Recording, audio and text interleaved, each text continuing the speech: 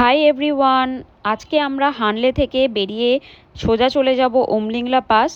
আর এই উমলিংলা পাসের সমস্ত অভিজ্ঞতা নিয়ে আজকের আমি ভিডিও নিয়ে চলে এসেছি, আর ভিডিওটা শেষ পর্যন্ত দেখতে থাকুন। এখন বাজে সকাল 10টা আর আমরা বেরিয়ে পড়েছি হানলে থেকে উমলিংলা যাওয়ার জন্য। কতক্ষণ টাইম লাগবে? 3 ঘন্টা মতন টাইম লাগতে পারে, আরও বেশিও লাগতে পারে হয়তো। রাস্তা রোড কীরকম আছে সেটার উপর ডিপেন্ড করছে। তো যাই হোক, দেখা যাক কীরকম রাস্তা পাই। রাস্তা তো খুবই খারাপ। উমলিংলা পাস যাওয়ার জন্য হানলে থেকে দুটো রাস্তা আছে। একটা রাস্তা একটু লং পড়ে কিন্তু রাস্তাটা ভালো, আর একটা রাস্তা সেটা শর্টকাট, কিন্তু রাস্তাটা একটু ভালো না খুব একটা রাস্তা। তো সেই শর্টকাট দিয়েই আমাদের ড্রাইভার দাদা আজকে নিয়ে যাচ্ছে, কারণ যেই লং রুটের রাস্তা আছে সেটা অনেকটা টাইম লেগে যাবে। স্টার্টিংয়েই আপনারা দেখতে পাচ্ছেন রাস্তার কি অবস্থা, পুরো কাদা জমে আছে, একদম সলিড কোনো মাটি তো দেখতে পাচ্ছি না, পুরো কাদা জমে আছে। আমরা আসলে একটা নদীর ওপর দিয়েই যাচ্ছি। এটা যেহেতু এপ্রিল মাস, তাই নদীর জল কিছু কিছু জায়গায় শুকিয়ে এসেছে, কিন্তু পুরোপুরি শোকায়নি এখনও। এখানে রাস্তা তো পুরো একদম নদী শুকিয়ে গেলে যেরকম চর পড়ে যায় সেই রকম পুরো চর পড়ে গেছে। আর দেখতেই পাচ্ছেন শুধু টায়ারের ছাপ আমরা দেখতে পাচ্ছি, আর বাকি তো চারিদিকে মাটি। এমন একটা জায়গা দিয়ে আমাদের গাড়ি যাচ্ছে এখন, পুরো মনে হচ্ছে মরুভূমির মাঝখান থেকে আমাদের গাড়িটা ছুটে চলেছে। আর চারিদিকে আর কোনো গাড়ি আমরা দেখতে পাচ্ছি না, শুধু কিছু পাহাড়ি গাধার দলদেরকে দেখতে পাচ্ছি আমরা। গাধাগুলোকে বেশ কিউট দেখতে, নর্মাল গাধাদের মতন তো দেখতে না, পাহাড়ি গাধাদের খুব কিউট দেখতে হয় হয়তো। চারিদিকে মরুভূমি, আর দূর থেকে দেখতে পাচ্ছি এরকম তুষার আবৃত সুন্দর সুন্দর পাহাড়, অসাধারণ লাগছে। লাদাখের পাহাড়গুলোর মধ্যে কিন্তু বিশেষ বৈশিষ্ট্য রয়েছে। এখানে দেখুন কিছু কিছু জায়গায় মাঝে মাঝে বরফ একদম ছিটে ফোটা পড়ে আছে, আর তারপরে মরুভূমির ওপরেই একদম লম্বা পাহাড়, তার উপরে বরফ ঢাকা, অসাধারণ একটা দৃশ্য।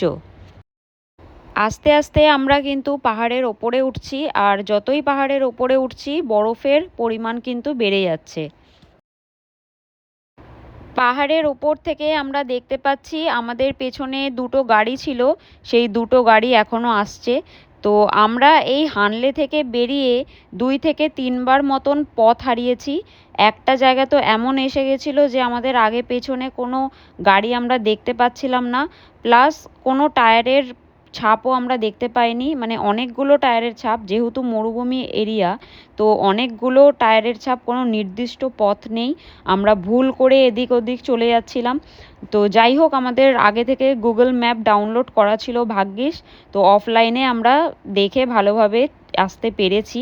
তো এখন দেখছি পেছন থেকে আরও অনেকে আসছে। লাদাখের উমলিংলা পাস এত বিখ্যাত কারণ হচ্ছে এই উমলিংলা পাসই হচ্ছে ওয়ার্ল্ডের হাইয়েস্ট মোটরেবল রোড রয়েছে এখানে। আর এইখানে যারা বাইক চালায় তাদের একটা স্বপ্ন থাকে যে উমলিংলা পাসে বাইক নিয়ে আসবেন। তো রাস্তা যতই দুর্গম হোক, অনেকেই এখানে বাইক নিয়ে আসেন। সামনের এই রাস্তাটা দেখে মনে হচ্ছে যেন আমরা বরফ ঢাকা মাঠের ওপর দিয়ে যাচ্ছি। দেখুন পুরো মনে হচ্ছে মাঠ সামনে, আর তার উপরে বরফ পড়ে আছে। কীরকম অদ্ভুত একটা জায়গা, বুঝতে পারছি না যে কিভাবে মরুভূমির ওপরে এরকম খুচরো খুচরো বরফ পড়ে থাকতে পারে।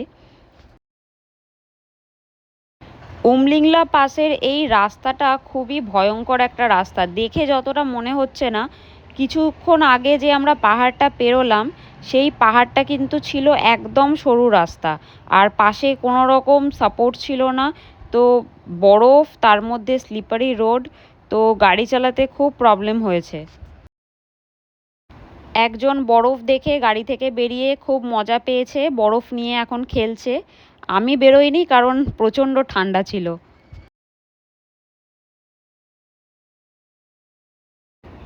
দেখুন অনেকেই বাইক নিয়ে যাচ্ছে উমলিংলা পাস।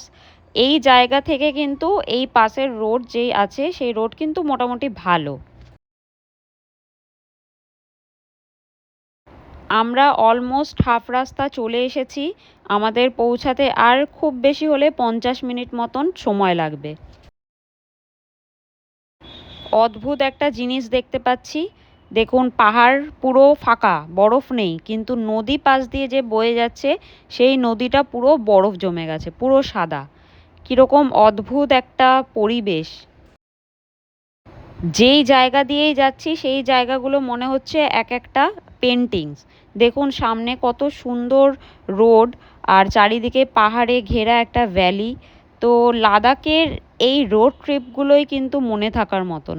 মানে ডেস্টিনেশন তো অবশ্যই সুন্দর, কিন্তু এক জায়গা থেকে অন্য জায়গায় যে রোড ট্রিপটা হয় না, সেই রোড ট্রিপটা একদম মনে থেকে যাবে।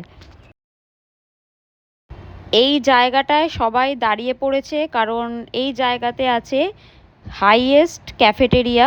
তো এখানে আমরা ফেরার টাইমে আসব, আর এখানে এসে কিছু খেয়েও নেব। আর এখন আমরা চলে যাচ্ছি উমলিংলার দিকে।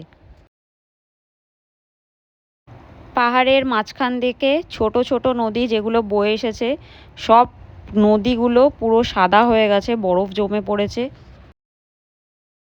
আবার একটা নদী আমি দেখতে পেলাম, সেই নদীটাও পুরো বরফ জমে আছে। আর এই নদীটা কিন্তু একদম ছোট নদী না, বেশ অনেকক্ষণ ধরে এই নদীটা চলতে থাকবে। আমাদের আর 15 মিনিট সময় লাগবে উমলিংলা পৌঁছানোতে। আর দেখুন সামনে অনেকে বাইক নিয়ে, গাড়ি নিয়ে যাচ্ছে। আর এই পাহাড়ের পরের পাহাড়টার মধ্যেই রয়েছে উমলিংলা। পাহাড়ের ওপরে আমি জুম করে দেখাচ্ছি, দেখুন এই ঝুন্ডগুলো যে আছে না, সেগুলো হচ্ছে জংলি গাধাদের ঝুন্ড। যত উমলিংলার দিকে এগিয়ে যাচ্ছি বরফের পরিমাণ তত আরও বাড়ছে। এখানে রোড মোটামুটি খারাপ না, কিন্তু এই জায়গাতে নভেম্বর, ডিসেম্বর, জানুয়ারি এই টাইমে এলে কিন্তু এই পাসগুলো বন্ধ হয়ে যায় একেবারেই, কারণ এই রাস্তাগুলোতে পুরো বরফ জমে থাকে। ফাইনালি আমরা চলে এসেছি উমলিংলা পাস। আর এখানকার উচ্চতা দেখুন 19,024 ফিট। এত উঁচুতে এই মোটরেবল রোড এখানে রয়েছে। এখানে যেরকম ঠান্ডা সেই রকমই হাওয়ার দাপট। প্রচণ্ড পরিমাণে হাওয়া বইছে, আর অক্সিজেনের পরিমাণও ভীষণ কম এখানে, তাই বেশিক্ষণ দাঁড়িয়ে থাকতে একটু প্রবলেম হচ্ছে। এখানে একদমই দাঁড়ানো যাচ্ছে না, প্রচণ্ড হাওয়া দিচ্ছে। আর সবাই যত তাড়াতাড়ি সম্ভব এখানে ফটো ভিডিও ক্লিক করে তাড়াতাড়ি যে যার গাড়ির মধ্যে ঢুকে পড়ছে। আর আমরাও এখানে বেশিক্ষণ থাকবো না, কারণ তাহলে অক্সিজেনের দরকার পড়তে পারে আমাদের। দেখুন এখানে রয়েছে ওয়ার্ল্ডের হাইয়েস্ট অক্সিজেন ক্যাফে। এই সামনে যে ছোট্ট বাড়ির মতন দেখছেন, এটা হচ্ছে এখানকার হাইয়েস্ট অক্সিজেন ক্যাফে। সামনে যে পাহাড়ের মধ্যে থেকে বরফ আছে আর মাঝখান থেকে রোডগুলো জিগজ্যাগ করে চলে যাচ্ছে, এগুলো দেখে অনেকটা সিল্ক রুটের কথা মনে পড়ে যায়। এখানে রাস্তা ভীষণ স্লিপারি হয়ে পড়েছে, কারণ বরফগুলো আস্তে আস্তে গলছে, তাই জন্যে রাস্তা প্রচণ্ড স্লিপারি। আর এখানে বাইক নিয়ে যারা আসছেন তাদের খুব প্রবলেম হচ্ছে, তাদের বাইকের চাকা স্লিপ করছে, আর তাদের পড়ে যাওয়ার চান্সও একটা থাকে, তো সবাই খুব সাবধানে আসছেন। উমলিংলা থেকে আমরা এখন আমাদের হানলের হোমস্টের দিকে যাচ্ছি। আর মাঝখানে আমরা একটা হাইয়েস্ট ক্যাফেটেরিয়াতেও দাঁড়াবো, যেখানে আমরা লাঞ্চ সেরে নেব। এত সুন্দর জায়গা ছেড়ে তো যেতে মন চায় না, কিন্তু কিছু করার নেই। এখানকার ওয়েদার এতটাই হার্শ যে এখানে বেশিক্ষণ থাকলে শরীরের প্রবলেম স্টার্ট হয়ে যায়, এএমএসের প্রবলেম হতে পারে। তো তাই জন্যে যত উঁচু জায়গায় আপনারা যাবেন চেষ্টা করবেন যে যত তাড়াতাড়ি নিচে নেমে আসার। আমরা অনেকটাই নিচে নেমে এসেছি, তাই আপনারা দেখতেই পাচ্ছেন এখন আর বরফ আমরা দেখতে পাচ্ছি না। রোড কিন্তু খুবই ভালো। ফাইনালি চলে এসেছি ওয়ার্ল্ডের হাইয়েস্ট ক্যাফেটেরিয়াতে, যেই ক্যাফেটেরিয়াটা যাওয়ার সময় আমি দেখিয়েছিলাম। তো দেখা যাক এখানে কি কি পাওয়া যায়। এই রকম একটা দুর্গম জায়গায় একটা ক্যাফেটেরিয়া খোলাটা অনেক বড় ব্যাপার। আর এনারা এখানকার বাসিন্দা, আর এখানে ছোট্ট মোট্ট একটা খাবার জায়গা খুলেছেন। তো তো এটা হচ্ছে এনাদের ঘর, দেখতেই পাচ্ছেন কোনো জাঁকজমক নেই, কিচ্ছু নেই। আর একটা জিনিস আমি আপনাদেরকে দেখাচ্ছি একজনকে রেস্টুরেন্টে, এই যে একজনকে পেয়েছি দেখতে, টুকটুক করে তাকাচ্ছে। একটু সামনে যাবো, ভয় লাগছে। এবার ও কিন্তু ভয় পাচ্ছে জানো, ভাবছে আমার সামনে কেন আসছে, আমাকে নিয়ে চলে যাবে।